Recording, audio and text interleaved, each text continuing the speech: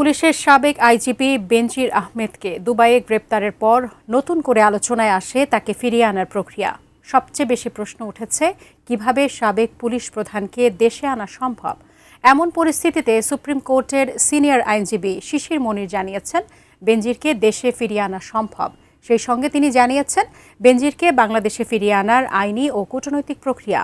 শিশির মনিরের সেই কূটনৈতিক প্রক্রিয়া নিয়ে বিস্তারিত জানাচ্ছেন শেখ ফরিদ। দুবাইয়ে গ্রেপ্তার হওয়া বাংলাদেশ পুলিশের সাবেক আইজিপি বেনজির আহমেদের দেশে ফিরিয়ে আনা তিনটি বিষয়ের উপর নির্ভর করবে।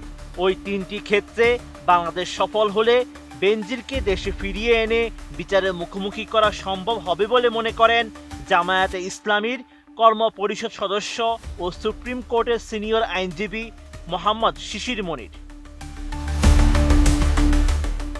সামাজিক মাধ্যম ফেসবুকে বেনজির আহমেদকে বাংলাদেশ ফিরিয়ে আনার আইনি ও কূটনৈতিক প্রক্রিয়া একটি সারসংক্ষেপ শিরোনামে দেওয়া এক পোস্টে তিনি এই মন্তব্য করেন।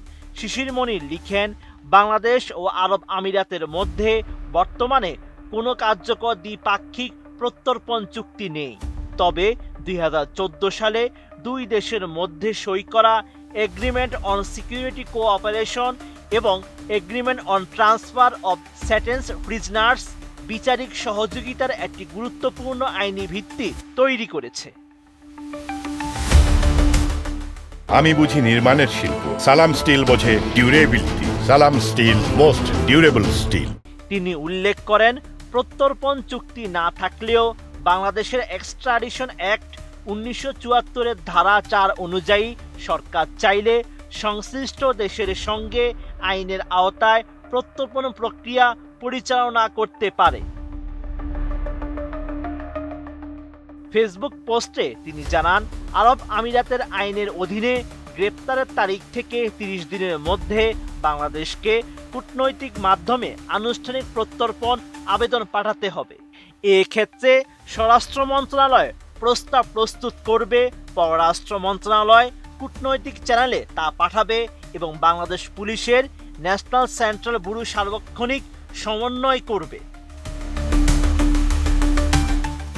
প্রত্যর্পণ আবেদনের সঙ্গে আদালতের গ্রেপ্তারি পরোয়ানা, তদন্ত প্রতিবেদনের সারসংক্ষেপ, অভিযুক্তের পরিচয় ও নাগরিকত্বের তথ্য, অপরাধের বিবরণ, প্রাসঙ্গিক আইন এবং অভিযোগের সমর্থনে প্রমাণাদি সংযুক্ত করতে হবে।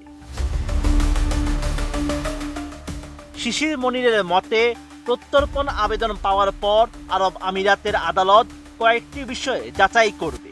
এর মধ্যে রয়েছে অভিযোগকৃত অপরাধ আরব আমিরাতের আইনেও অপরাধ কিনা, মামলাটি রাজনৈতিক উদ্দেশ্য প্রণোদিত কিনা এবং বাংলাদেশে ফিরিয়ে আনার পর অভিযুক্ত ন্যায়সঙ্গত ও নিরপেক্ষ বিচার পাবেন কিনা। অতীতের একটি সফল উদাহরণ তুলে ধরে তিনি লিখেন, নরসিংদীর শিবপুর উপজেলা পরিষদের সাবেক চেয়ারম্যান হারুনুর রশিদ খান হত্যা মামলার আসামি মহসিন মিয়া ও আরিফ সরকারকে ইন্টারপোলের রেড নোটিশের ভিত্তিতে দুবাই থেকে দেশে ফিরিয়ে আনা হয়েছিল। যথাযথ নথিপত্র ও সংশ্লিষ্ট দেশের সহযোগিতা থাকলে প্রত্যর্পণ সফল হওয়া সম্ভব। সবশেষে শিশির মনির লিখেন, বেনজির আহমেদের সফল প্রত্যর্পণ নির্ভর করবে তিনটি বিষয়ের উপর: নিখুঁত ও শক্তিশালী আইনি নথিপত্র, অভিযুক্তের পরিচয় ও মামলা তথ্যের নির্ভুল উপস্থাপন এবং ধারাবাহিক ও উচ্চ পর্যায়ে কূটনৈতিক তৎপরতা। এই তিন ক্ষেত্রে বাংলাদেশ সফল হলে তাকে দেশে ফিরিয়ে এনে বিচারের মুখোমুখি করা সম্ভব হবে। Sheikh Farid, ATN news.